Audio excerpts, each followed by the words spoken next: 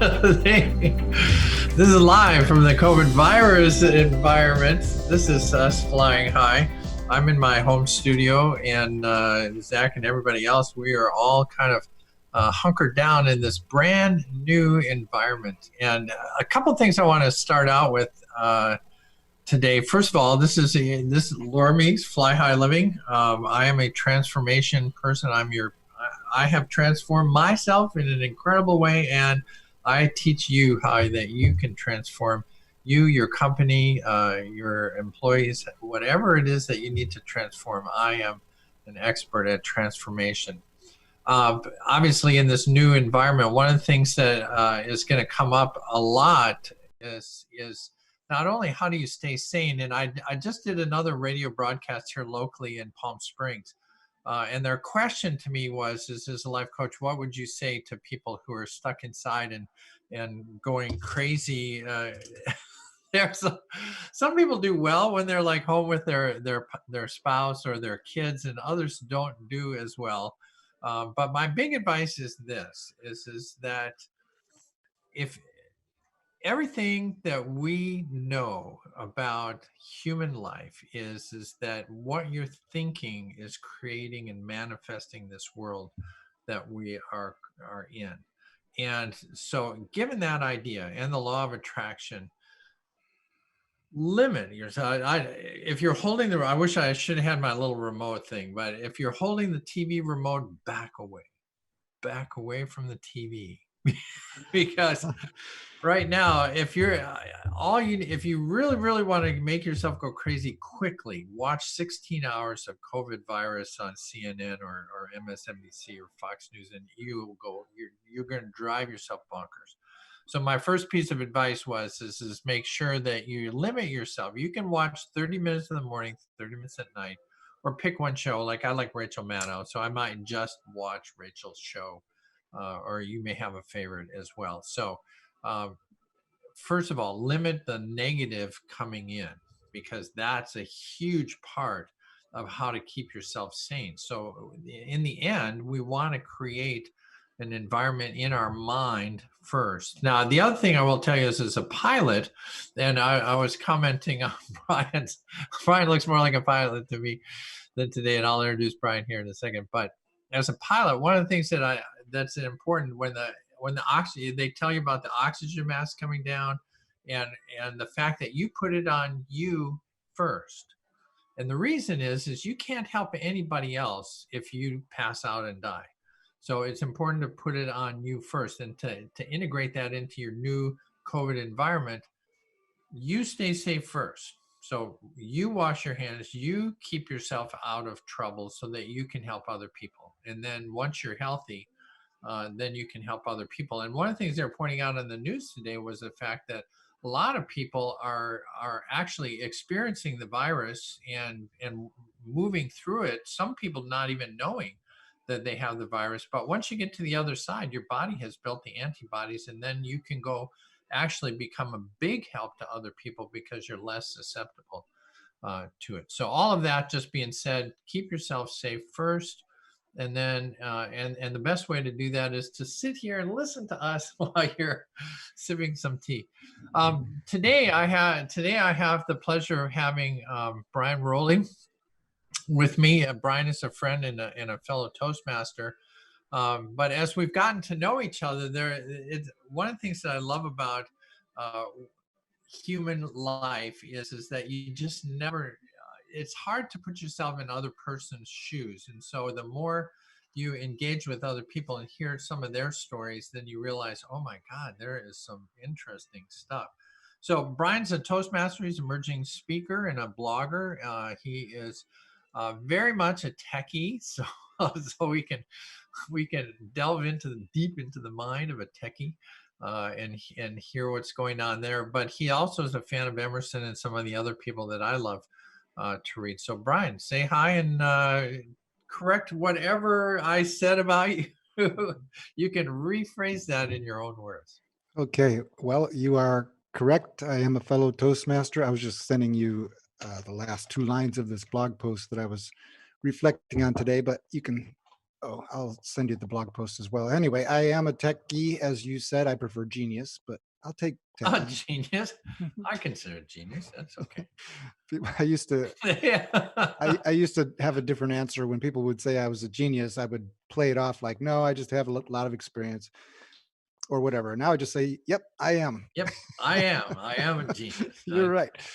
And I like that a whole lot better for my own spirit, I guess. That Yeah. the other part is, what did you say? An emerging Well, speaker? yeah. Well, and is it not true that you're part of your future vision is to be a public speaker? That is true. Yeah. Because I just think that once you get to a point where you kind of know for sure what the meaning is behind what you're saying, then you can share it with a wider audience. And Oh, obviously, well, and first of all, this is a great place to start, right? Because we have a very wide audience here on Transformation Talk Radio, and we're broadcast not only in this network, but our show, this show that we're doing right now, will then be captured and replayed on other networks. So that is good. But tell me why it is important. A lot of people know a lot of things. So, what drives you to share your thoughts with other people? oh, what drives me? I'm thinking that I've been, I have to go back quite a ways to get to the answer to this. And actually, it comes All right. from grade school. When I was in grade school, I was pretty sure that I was going to grow up to be a preacher. Oh, And, really? yeah, I met a lot. That's funny because every once in a while I meet people who are not typically in a field that would lend itself to that, and they say, "Yeah, my first." I met somebody the other day who went to Catholic school and was going to be a priest. It's like, Yike. Sorry. Apologies to all Catholics if I just said yikes, but yikes! yeah. I was a Catholic for a long time, so In junior, when I was in junior high, and some of the kids were going to Catholic school and part time in the public school system, some of the stories they would tell me about things that went on in Catholic school made me very happy to be a Protestant. well, I have to tell you my experience in the Catholic Church. It was interesting. I grew up basically without any religion. My mother was Unitarian, but we rarely, if ever, went. And I kind of became. I think in the Boomer generation, it was very common that we kind of poo-pooed the religion side after the 60s and 70s, and we kind of went into this science is our religion, that everything can be explained in science. And so I kind of went that way. But then when I married Just Annie, momentarily, you're not moving and I don't hear you. Oh, there you are. when I married Annie, one of the things I thought was interesting is we spent the first 2 years apart. She was on Okinawa and I was on Guam, but she finally comes to Guam. And on Sunday, she gets dressed. It's like, so where are you going? It's like, well, I'm going to church. It's like, you're going to church. Where are you going to church? She says, I'm a Catholic. I go to Catholic church. So interesting. Say, Brian, did we lose your Oh, I'm video? still here. I'm still here. I cut Okay. off. I was just chatting to tell you I cut it off. My internet connection is saying it's unstable, so I've found that cutting off video tends to smooth Okay. Yeah. things. Okay. Well, good. If that's needs be, that's the I have a face for radio anyway. well, and so I found that interesting that all of a sudden she's Catholic. Well, I eventually converted to Catholicism, and we were very, very active in the Catholic Church. But you're absolutely right. Her experience in Catholic school with the nuns and the rulers and all the other stuff, that I never endured any of that. My tour in the Catholic Church was much more spiritual. But let's go back to where you wanted to be in the ministry. Oh, when I was young, I read all these Bible stories and I understood them, and I kind of liked having some understanding of that. And I also started to enjoy the idea that there was always somebody watching over me, kind of looking out for me, making sure I was going to be okay. And that became more evident as I walked alone more often, if that makes sense. I'd be Yeah. walking home. I would often walk a mile or more to get places in my little neighborhood. And sometimes it'd be through empty fields and stuff. And I could actually feel like the presence of someone or something that kind of had its arms around me and was making sure that everything's going to be, I could have full blown conversations with this force or power or whatever that was. I just start talking and I'd get interesting answers. And I thought, it's kind of cool to have somebody to talk to when you're walking alone. And that turned into that little voice that I have reported on now. I Now, was, tell me what state were you in? oh, I was in Illinois, a little town called Crystal Lake, Illinois, 50 miles northwest of Chicago. Yeah, no, it's interesting because very similar to experiences that I had as a kid. Because and again, maybe it was just the boomers, but we basically lived in the country. Where we were when I was growing up was kind of past the suburbs. But like you, my parents worked, and so I either rode my bike or walked everywhere I went. So I too had a lot. Now I never did connect like you did. Um, so I find that interesting that you were. How old do you think you were when this happened? I would guess that when I was in grade school, let's see, I would have been 10, 11, 12. Yeah, that's an interesting time to have a spiritual event. Now,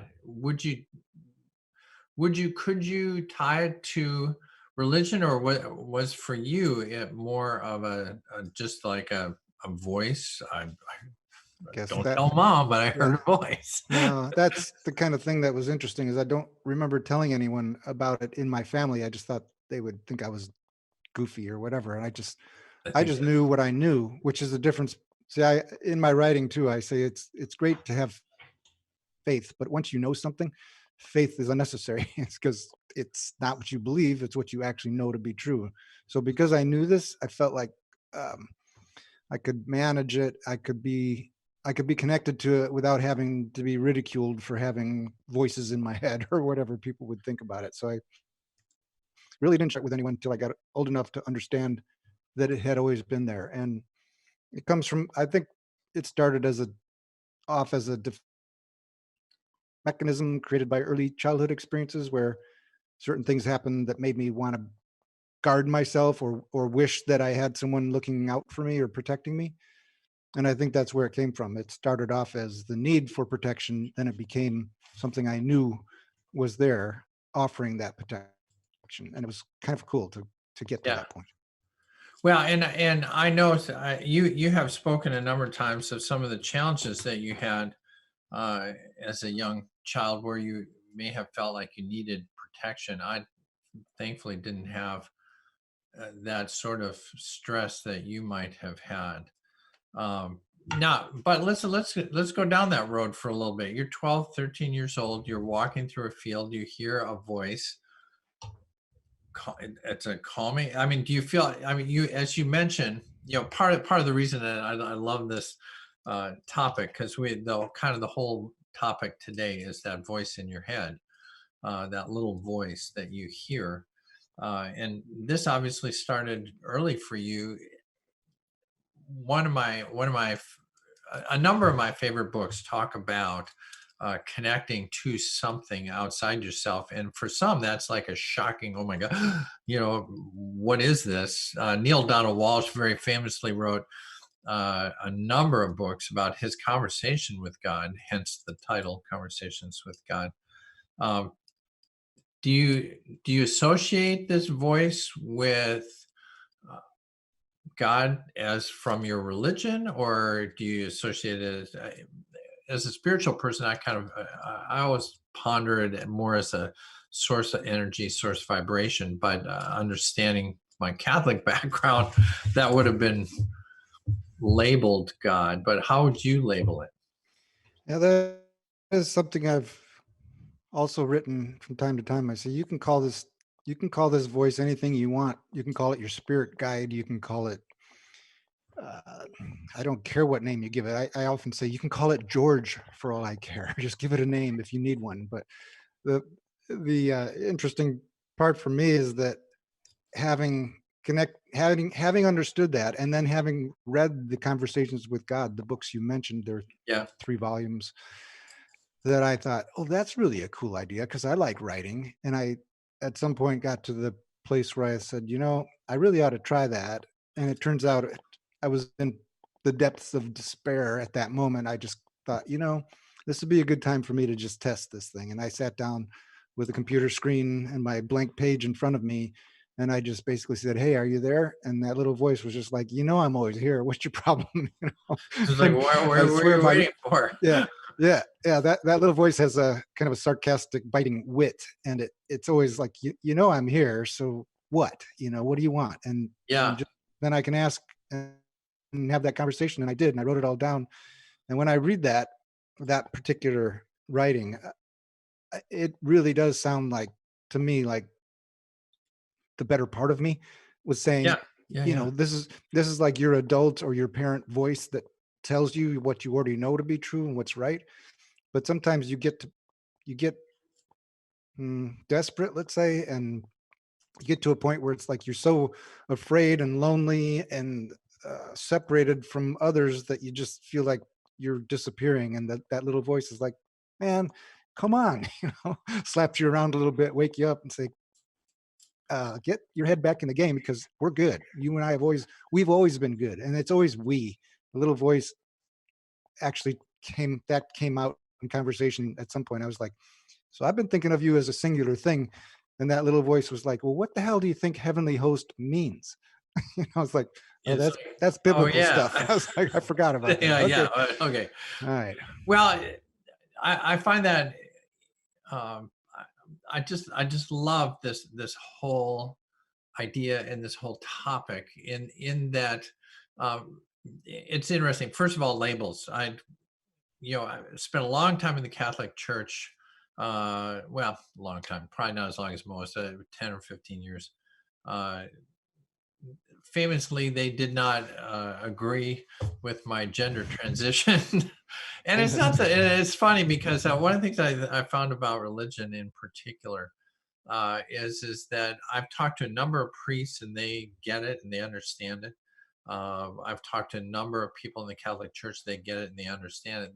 The problem is that we craft up these bureaucratic, earthly, man-made systems, and it's the system that doesn't handle it.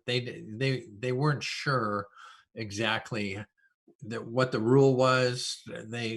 There's nothing in the Bible that says anything about transgender, but they're sure that there's something wrong with it, so we're going to be hesitant. Uh, but individually, human individuals were very understanding. But I get that. I kind of digress there. But part of the reason I brought that up is that so I didn't really have a picture of God. I think as a kid, I would have thought God was the guy with the old guy with the clipboard. Um, in the Catholic Church, it was a much more spiritual thing, but it was still kind of a male figure in my mind. And then when I went into the spiritual center, um, very often they say, whatever the label is, and so I refer to that source energy as the joyful one. That was my inspiration that came out of that was, well, okay, I'm going to label that joyful one, only because labels for me, sometimes hearing the word God just kind of has the ability to take my mind back to the guy with the clipboard, and I don't want to influence that. But another thing that you said that I find is interesting is um, what that is, what that voice is. For instance, I just got done teaching a class on the six mental faculties. One of those is inspiration, and in so many ways, I think a lot of my ideas are me connecting to the joyful one and sharing information, which to me would come through as an inspiration. That would be my little label to put on that. It's not it's not as clear, I think, as your conversation or Neil's conversation. But the other thing that I'll reflect on is that I think your uh, conversational counterpart is also very the way you describe it to me would reflect some your personality as well. And when I read Neil, and I've met Neil, I've been in seminar with Neil, uh, to hear Neil talk and then read his book is kind of like, yeah, the God that's answering him sounds like the God Neil needs to have answer him. Reflect on that. Yeah. It's an interesting idea that, and you're right, because that's kind of what I was saying about it's the better side of you that knows better. But there are times when, I mean, there are clear cut examples of times where that little voice, if I can tell this story, I don't know if I'm even answering your question, but while you were talking and you said the joyful one, that matches a lot of what I would say is a really good understanding of what it is. It's something bigger, better, happier maybe than you.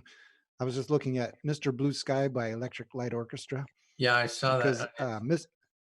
Mr. Blue Sky could, if you listen to the lyrics, he could be talking about the same thing we're talking about. It's like, where were you? Well, I've been here all along. I'm just above the clouds. You just got to get past the clouds, right?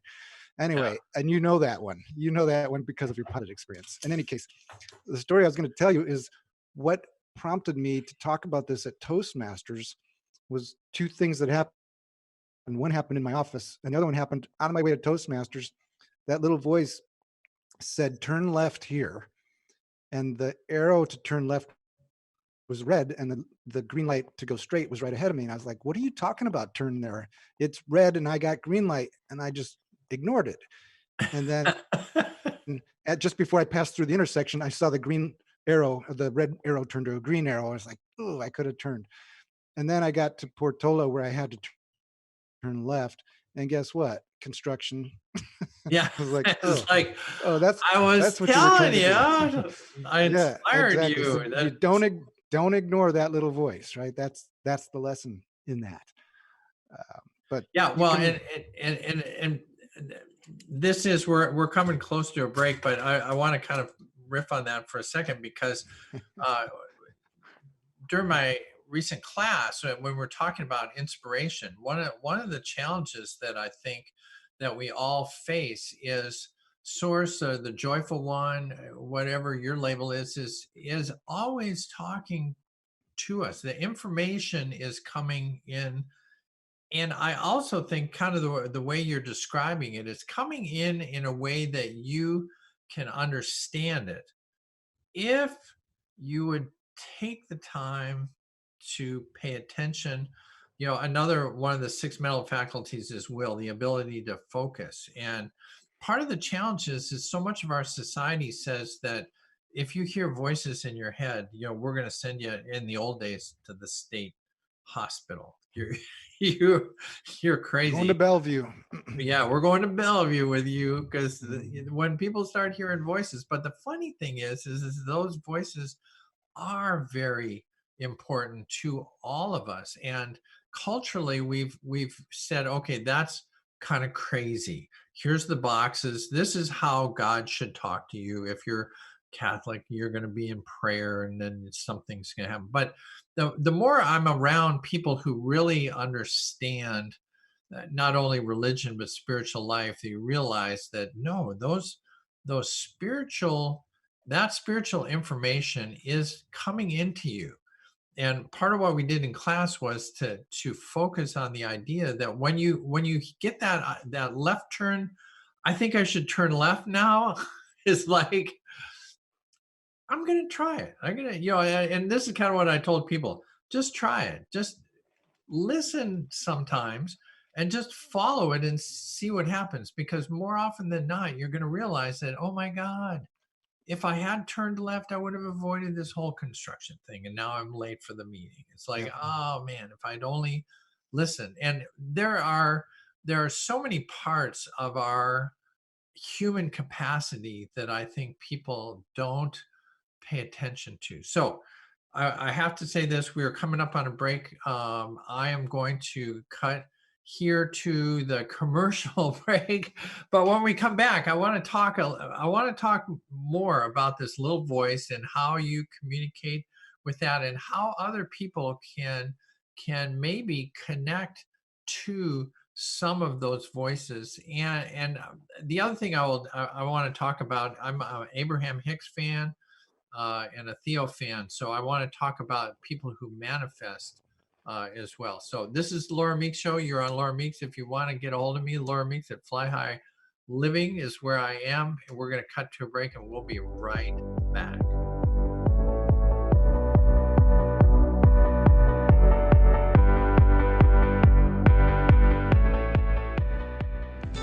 Welcome back here on the Laura Meeks Show.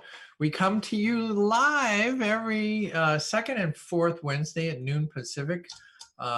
This is where we hang out and share some thoughts on transformation. I am a master of transformation, and I love finding interesting people that have a lot of interesting things to talk about in the line of transformation, personal growth, fly high living. We believe in dream on, fly high, and live adventurously. Dream on means keep your dreams alive, keep a vision alive. Fly high, do the best you can, and live adventurously. Take some calculated risks every once in a while, and try to live life adventurously. We're here today with Brian Rouley. Brian is a self-professed genius. And if you caught us before the break, we're talking about the fact that when Brian was younger, 13-ish, he became aware of that little voice that was in his head, and throughout his life, he has engaged with that little voice. And I find that hugely interesting. And I have not had as direct a connection as others have, but I have become incredibly aware of how important that information is. Now, for me, as I mentioned before the break, a lot of the time my genius comes out as an inspired thought, or a phrase in a book, or one of my favorite books is Illusions by Richard Bach. And one of the things that Don Shimoda, who's the Messiah in that book, says is that information can come in at any time. And if you've ever had, his recommendation was this: have you ever had a problem, just pick a book off your shelf and open it up to any random page, and spirit will talk to you through what's on that page. So that's one way to connect to spiritual information, to inspired thinking. But Brian, a lot of what you were talking about was actually connecting, almost as if Neil Donald Walsh did, where he was using writing. You're hearing things, and one of the things we talked about during the break is that it gets interesting for you when that little voice gets really loud. Tell us what's that about? Oh, well, I had one. The earliest I can remember of it getting really loud with me was I stepped into this attorney's office to do some work. And I'm telling you, my skin, the hair raised up on my arms, and I felt like a wave of cold on my skin. And that little voice was screaming like, Get out of here. Yeah, get out, back up. Really? You don't go in there. And I'm like, yeah, but I need the money, dude. Yeah, it's The little like voice my is like, job. oh God, what are you doing, man? I was like, I really need the money. And the little voice is like, I'm telling you, man, back your ass up. And I was like, Jesus, I really need this money. And I just kept fighting for my needs and what I wanted. And boy, I wound up in a lawsuit. I wound up in trouble. I wound up in a situation that I was never going to be worth the amount of money that I was paid to do this job for a shyster lawyer who, anyway, I won't go on. Yeah. The point is that I get the gist of the that. voice was, yeah, the Yeah, voice was really loud, and I ignored it. And I had another instance. I was in Palm Springs leaving a client site, and I could turn left to go someplace that would make me less happy, or I could turn right for no reason other than the little voice was saying, turn right here. And I'm just like yelling, just turn right. Listen to me. Go home. And I'm like, no, but I want to go over there. I want to go left. And well, I went left, and things didn't go well. And I could have had a different life if I'd Now, just turned right at that moment. tell me an example of when you did follow it and it turned out like, oh my God, I'm so glad I listened to my little voice in my head. It's the speech I gave in Toastmasters about this thing that actually happened. I was in my office by myself on a Saturday, writing on the back of checks for deposit only and doing the deposit with your cell phone routine Right. at my Yeah, yeah. bank. And I was like, how many That's a times new am I? thing.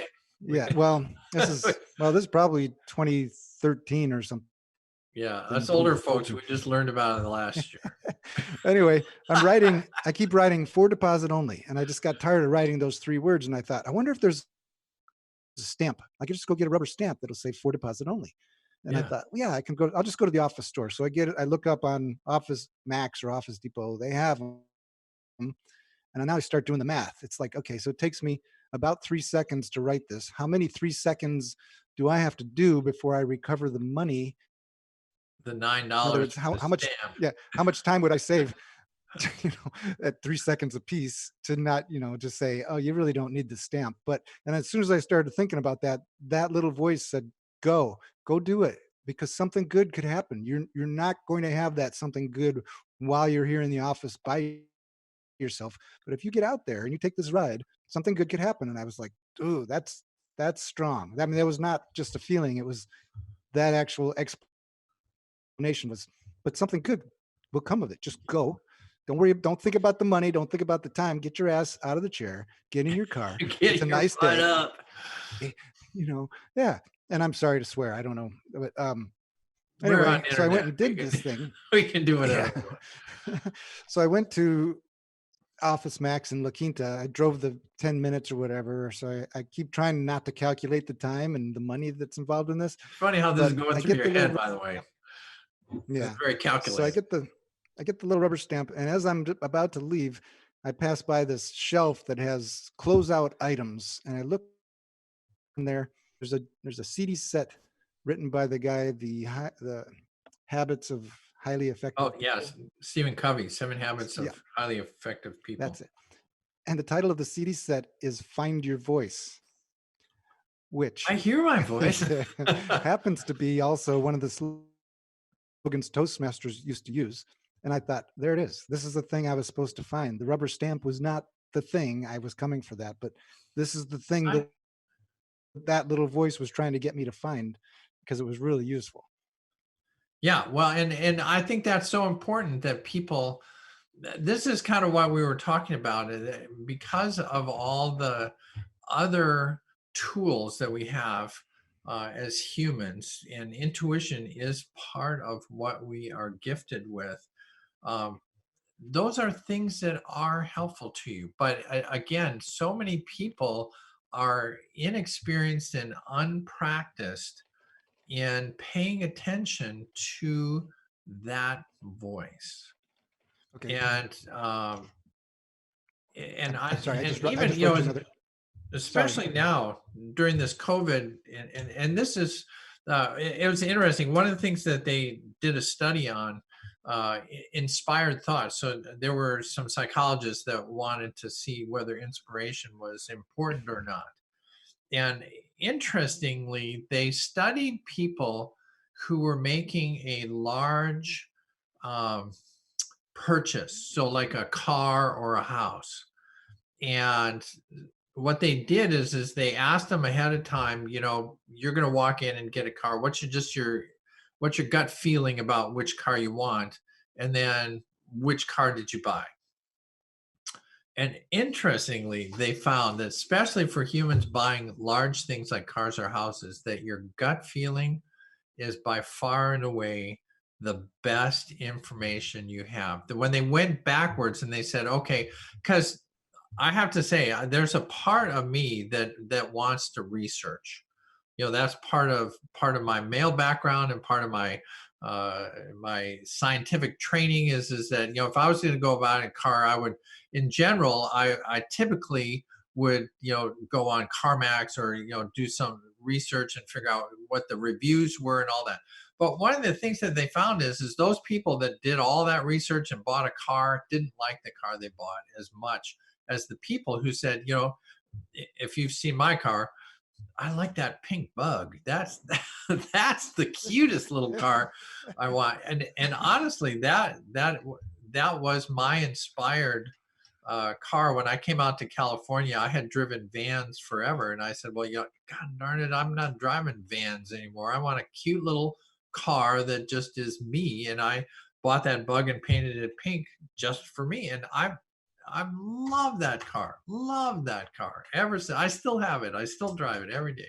Mm. I love that car. But that was an inspired thought to turn it pink because that's what I wanted. But it's interesting that people don't listen to that part of them. Now you've had a lot of practice. Is that still an important part of your daily life? It is.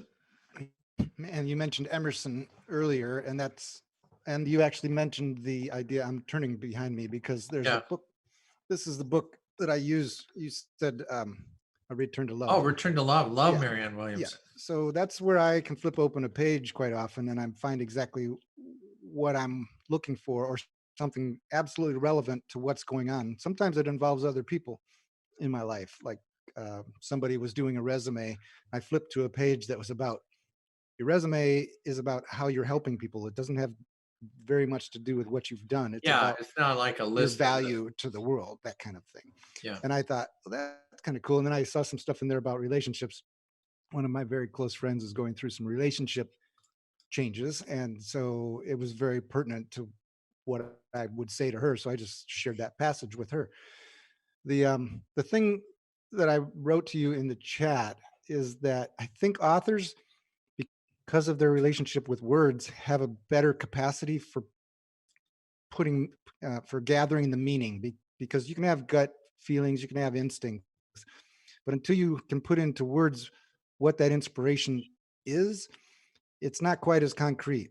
And so that's why I think, like Neil Donald Walsh, you can have the same conversation or have the same feelings or spiritual association or connection to whatever that power is for you, but until you put it in words, I often say what you write is what's true. What you write is what is your reality. Just like you say, your thoughts create them. Yeah. The things that you write down, which is like count your blessings. I used to harp on that. If you just write down three good things that happened today before I go to bed, well, then my day was good. And it's true because it's written. It's not true because it happened. It only becomes true when you write it down, because then you can look back and say, wow, that was a good day. And you have proof and evidence of it. Yeah, Otherwise, it was just, you just had good feelings or whatever. But having words to use and making records of the good things that are coming from this spirit guide, that little voice, the happy one, the joyful one. the joyful one. Yeah, I live with the joyful one. yeah. But do They you write fly it with me down? in these little balloons, and it's fun. Yeah. But the things you write down that come from that inspiration are big, they become your evidence. And then eventually you can say, I have proof that this is true because I have the words to show you what happened. I can let you read it and judge for yourself, but it's true for me and you can believe me or not. I like to say, don't take my word for it. Try it. See how it Try goes. it. Try it. Now, are you an Abraham Hicks fan? Every day I have a subscription to the email thing that comes every day, and I look at it Yeah, and it's like, it's funny because some of it is so old and it's still absolutely perfect. And yeah. There's I was telling Jill, you know, Jill, I yeah, was yeah, telling yeah. Jill, when the thing that's coolest thing about the truth is that it's always true. It doesn't change. Weird. Why? Hence the name, truth. Yeah. Well, it's very helpful because once you start using it, or you start using as your MO to say, hey, this is my truth. This is what I'm telling you that's true. No one can challenge it. They can say, well, that's not really true. Well, it's true for me. This is how I feel. And especially if you use the word feel, you can't deny Yeah, someone their feelings. So that's what's yeah. true When in a I was way. yeah, when I was in the Air Force, and this was another inspired thought. Um, One of the things that we had in the military we had patches on our uniforms and we had business cards. And when I was overseas, one of the fun things to do was when people went up to Korea, you could get like 100, 200 business cards for like $5, and they were really elaborate gold foil. They get your wings and your all these other things on it. And so I had a friend going up to Korea, and so I thought, well, I'm gonna put my business card together. And my inspired thought was this: the phrase that I had on that card, and I've used it for years and years, is the truth is what you believe. And I did that because I was in a situation where I was in charge of. We were in a super secret, top secret skiff, which is a secured building with soundproofing and anti-electronic stuff, so we can have our super secretist war plans, which is part of what I was building, is our master war plan to knock out our enemy in Russia, with all our nuclear weapons that we had available to us. And so that was super secret stuff. Well, then they invented computers, and there was some information that said computers had the ability to emanate this electronic signal that the Russians could hear outside our walls. And so that one of the things that they did is they put together a printer. Printers were a big problem because the electronics of the printer and how it was printing was, in theory, being able to be heard outside. Or I say heard, not like in audio, but they could electronically figure out what you were printing. So what they did is they invented super secret printers and printer boxes so that the signals wouldn't emanate, kind of like I forget that cage with the electrons. So all of that being said, I was the person that had to make sure that was happening. But the problem is that it was very hard to use that printer. So really, most everybody in the office used the unsecret printer because it was so much easier. We had like 5 different word processors. We had like Multimain Word and Wordsmith and Word, all kinds of stuff. So I went into to my boss's office and I said, boss, we've got to do something. People are printing on the non-secure printers. And he pounded his fist on the table and said, we are not doing that. But boss, hold on a sec. Hey, Lou, are you printing on the non-secret printer? Yep, I sure am. I was like, boss, your reality of we're not doing this is countered by Lou saying he is. So oh man, first of all, I learned, don't piss your boss off. He stood up and get the hell out of my office. I don't want to hear this. But when I came out of that, I thought, wow, he's just created his own reality of no, we're not. And I thought, well, but in my reality, Lou said he was. In my reality, he was printing. So I came up with the secret: truth is what you believe. And I think it's helpful in that we all are experiencing this world through our own mind, our own perspective. We have 5 earthly senses that are bringing information into us, but then inside your head is where all this stuff gets processed, and you have your own background, your own culture, your own experiences in life, your own connection to the little voice. All of those things are manipulating that information to give you value as to what you believe is going on. And does that make any sense? Oh yeah, no, I'm just reflecting on one of the things that I've said and do say is your 5 senses kind of fool you in a way, and it leads me to the grand conclusion, which I won't bore you with the details getting there. The grand conclusion is the mistake I think a lot of people make is they look outside of themselves for God. I would agree that I think Yeah, and it's inherent. everything that's outside of you is what comes in through your senses. That's not where God is, or my interpretation of God. If you take things literally, if you were created in God's image, then guess where God lives? It's like Yeah, that's what your spirit is. You can call it what you want to, but that's my foundation of knowledge is that I'm supposed to know, I'm supposed to figure out to the best of my ability how to treat everyone as if I were God. If you were all my children, how would I treat you?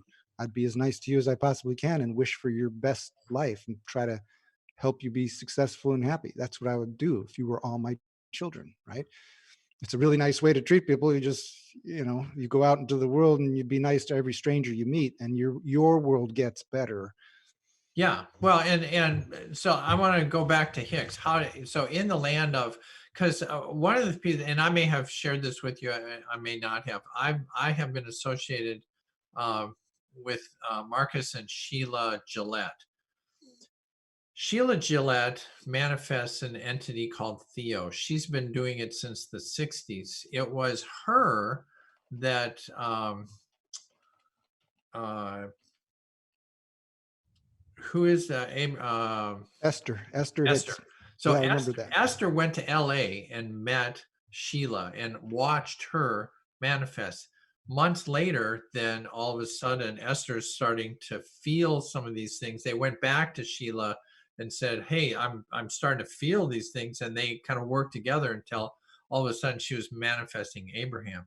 Now, I have to tell you, this is, and you'll appreciate this from a spiritual point of view. Uh, as I go to the spiritual center, there's all these groups about Abraham Hicks. And I had no idea what Abraham Hicks was, but I knew that I was going to go to Amazon and get his book because Abraham's a guy Yeah. and he wrote this book and I'm Uh-huh. going to get it. and then I find, Ask and it is given.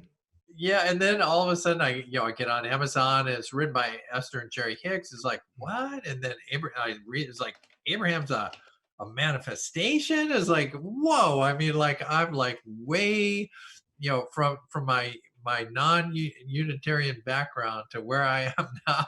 I gotta say, I was in a whole new land. But I have having been, I have actually flown in the glider with Marcus, and I've been with Sheila and Marcus at seminar, and we've been friends for a while. And to actually see her do that manifestation and to watch Abraham Hicks really connects me to that energy. But tell me how that fits in with the little voice versus the voice from over here. Voice from over here. Well, Sheila Oh, I got you. How are other people's? yeah, I mean, they're Yeah. manifesting a voice that's coming, Esther manifests Abraham and then Okay. passes all this information on. That's not Yeah. I'll your have to. little voice. No, I actually got a really good answer to that from my boy Waldo. That's what I call Ralph. Ralph Waldo Correct. Emerson. He goes by Yeah, Waldo. And he so, goes by Waldo. Where's yeah, Waldo? Oh, he's yeah. over there on the shelf. But he actually came up with the best possible explanation of what the answer to that question is for me, because I can share with you a passage where he basically says, I'm not saying anything new. I'm not saying anything that people who knew better and came before me have already said all this stuff. It's just I'm connected to it too, and I have my words to use to try to convey this information to you.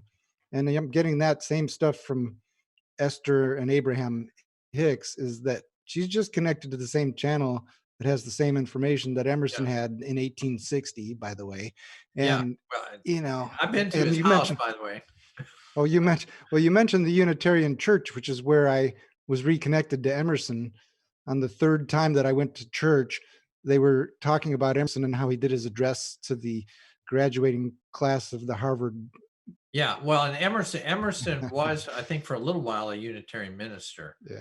They Well, I just know what I heard Emerson say sounded so much like what I've been saying that I thought, wait a minute, who's this guy who lived 150 years ago and is saying things that I say?